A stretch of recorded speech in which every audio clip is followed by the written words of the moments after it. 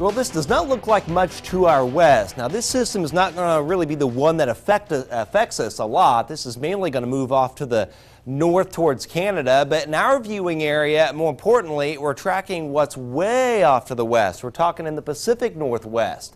Very powerful fall jet with winds of 100 miles an hour way up in the atmosphere, now arriving with a lot of rain on the coast here. Now, that core of strong winds will basically round the bend and develop a storm system right here near Chicago. And what that will do is bring 2 waves of scattered showers and storms Wednesday on into Thursday. And there will be a couple pockets of severe weather that will evolve in the Midwest with those as well. But in the meantime, let's check out the main focus. That is the scattered shower and storm potential Wednesday, late afternoon into the evening, and then again the first half of Thursday with mainly 2 rounds of rain here. A bit cooler Thursday, later in the day, as well as Friday with a good deal of wind. And then it gets windy and warm once again next week with more storms centered around October the 20th. But tonight, though, right around 50, pretty much area-wide, 52 Lafayette, 51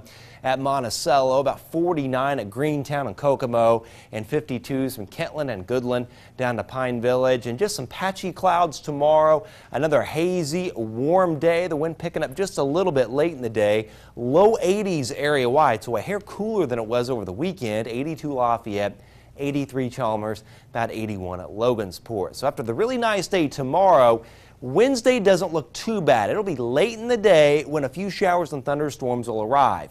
Now, whatever is left of this severe weather event off to our west, we'll pick up some of those leftovers in the evening and into the overnight. And then as we get into Thursday, maybe another little round of scattered showers and storms popping late morning around midday, and there could be a severe threat perhaps as far northwest as our southeast counties. It's mainly going to be southeast Indiana.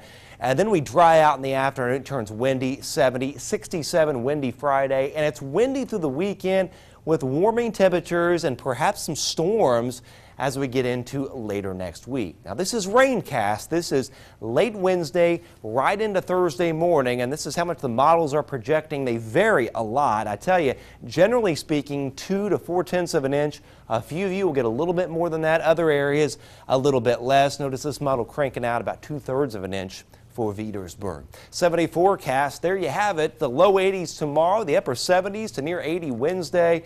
And then after a little cool down, it's back to the 70s early next week. But do not get used to that. It still looks like a major cool down to end the month. In fact, once we get towards the tail end of the month, overnight lows in the 20s, highs in the 40s. So a big change here in a couple of weeks. More like that.